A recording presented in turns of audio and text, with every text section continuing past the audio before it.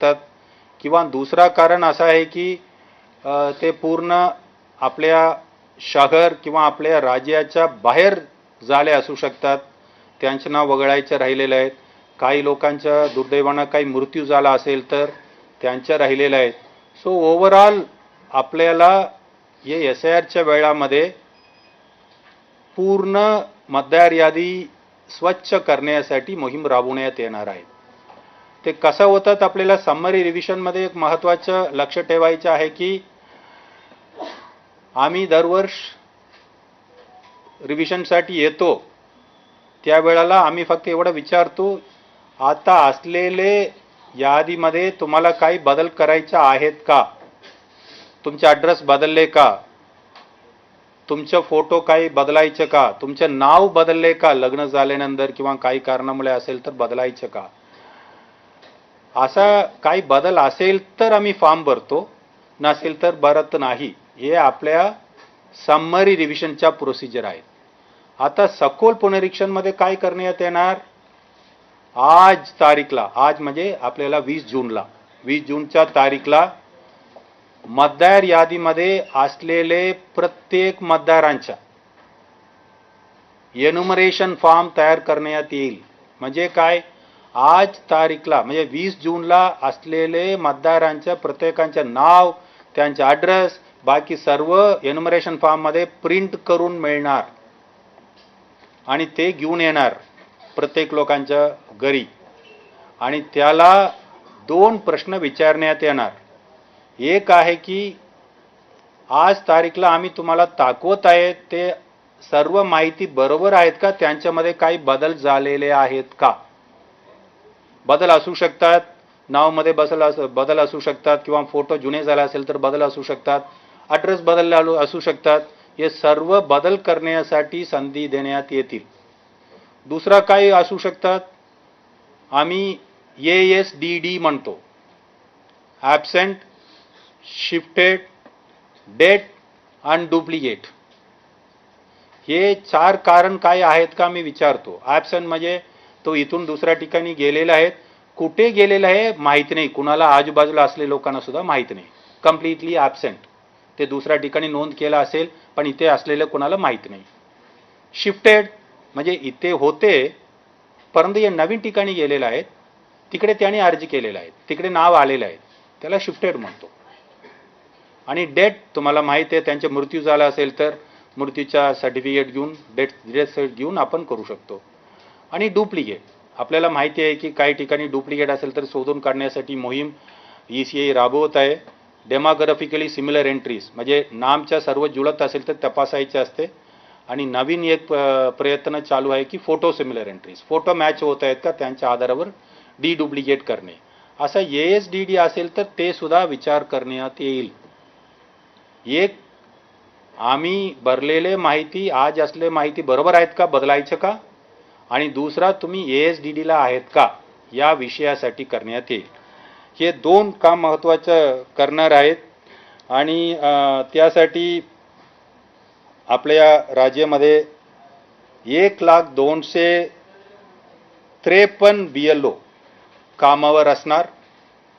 काम मोठा असल्यामुळे BLOला मदत करण्यासाठी सुद्धा आम्ही सूचित केलेलं आहे.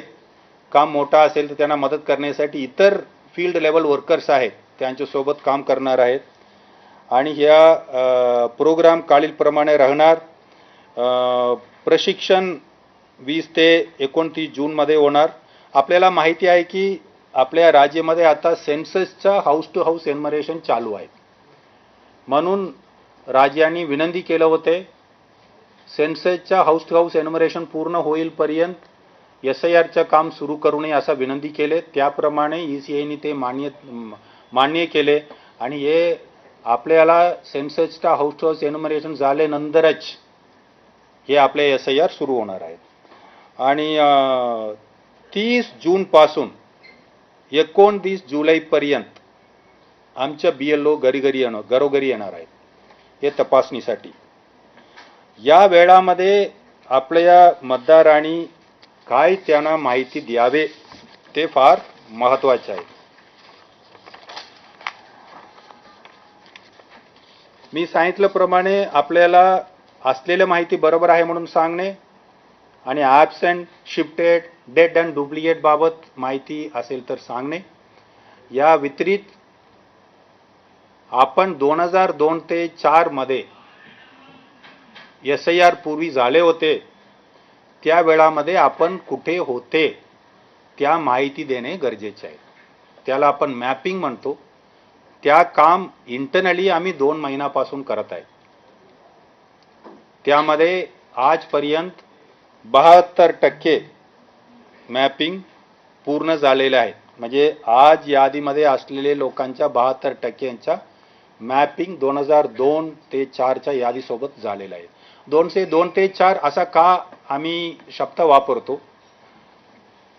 सर्वांनी लक्ष ठेवावे की आपण आज कुठेही मतदार असेल तर महाराष्ट्रामध्ये 2002, 3, 4 मध्ये तुम्ही कुठेही असेल तर किंवा तुमच्या आई वडील देशामध्ये कुठेही असेल तर चालते.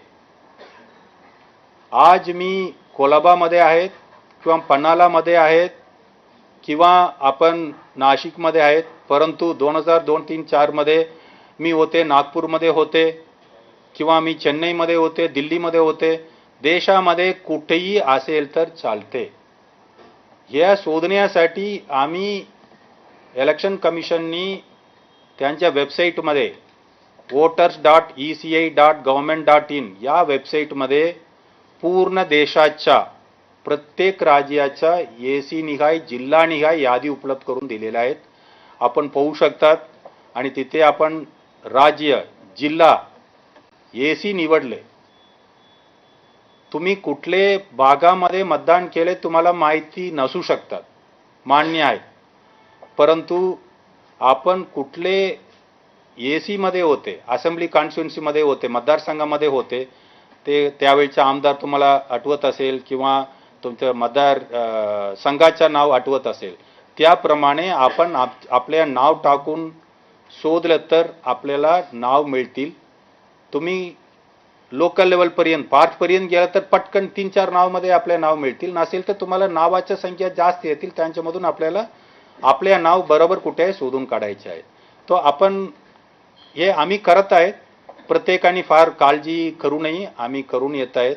परंतु तुम्ही समजा मतदार परराज्यातून आले, आमच्या BLOना कळणार नाही तुम्ही कुठून आले म्हणून. तो येताना आपण कमीत कमी एवढं सांगावे की आपण कुठल्या राज्यामध्ये किंवा आपल्या राज्यामध्ये कुठल्या मतदारसंघामध्ये होते एवढं माहिती सांगितलं तर आमचे लोक शोधून काढणार आहेत.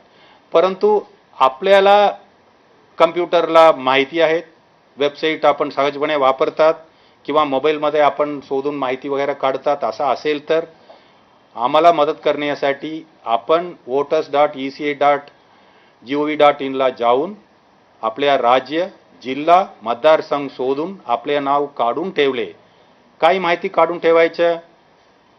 राज्य, मतदारसंघ, कुठले पार्ट म्हणजे बूथ आणि आपल्या सिरियल नंबर, एवढे 4 आपण शोधून काढले. BLO आपल्याकडे येताना आपण उपलब्ध करून दिले, पुरेसा आहेत.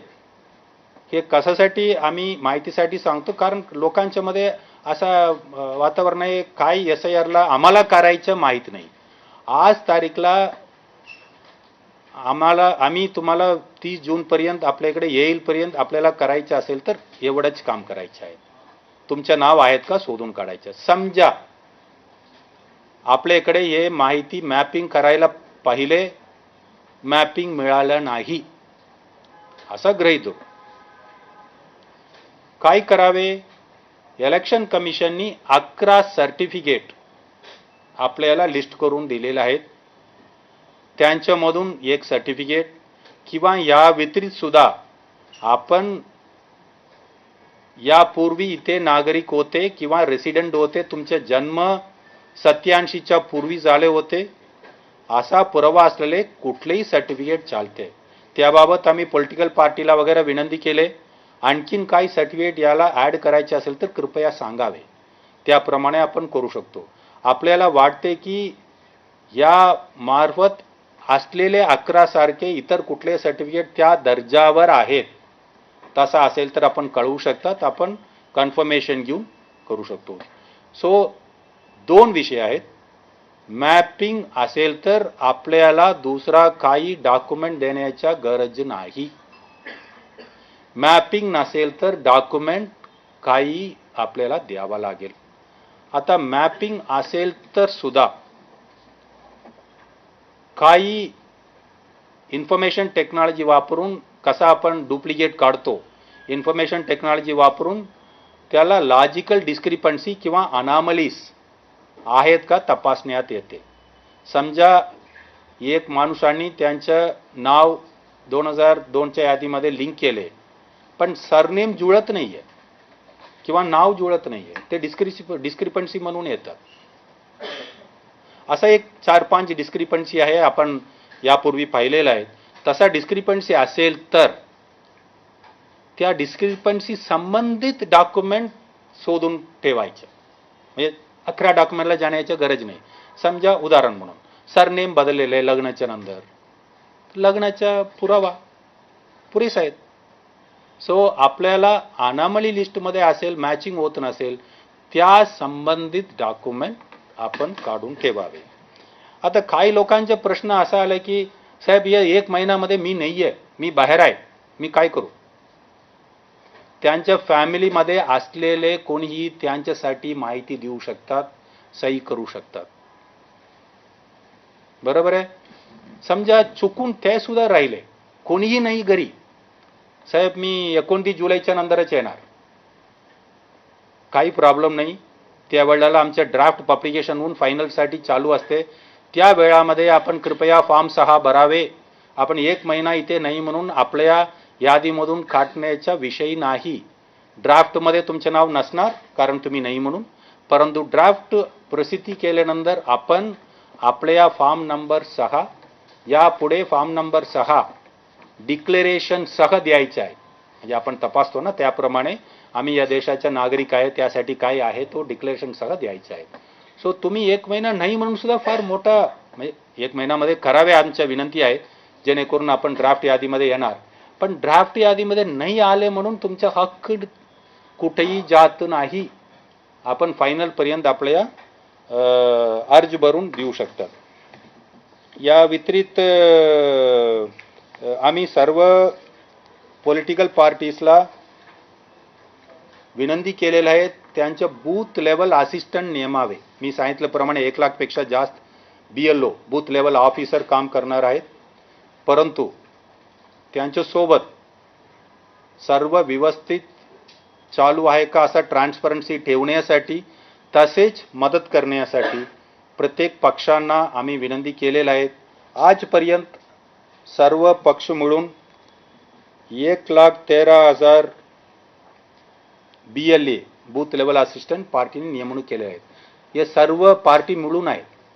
म्हणजे 1 लाख म्हणजे 1 लाख बूथला नेमणूक झाल्या असं गृहीत धरू नका, कारण हे काही पार्टीनी 60,000 नेमले, काही लोकांनी 30,000 नेमले.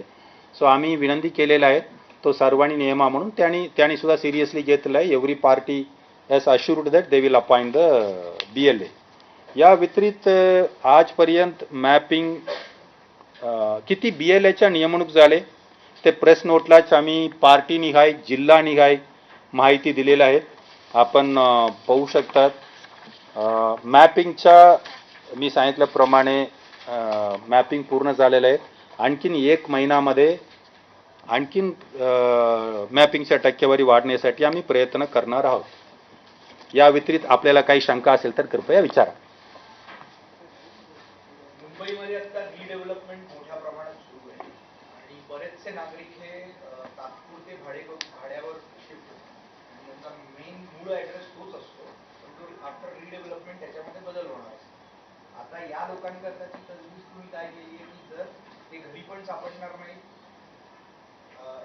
त्यांचा जो हे आहे मेन ॲड्रेस, आणि ते टेम्पररी शिफ्ट झालेले असतील त्यांचा समजा पत्ता नाही सापडला तर काय व्यवस्था केली? सो आपल्या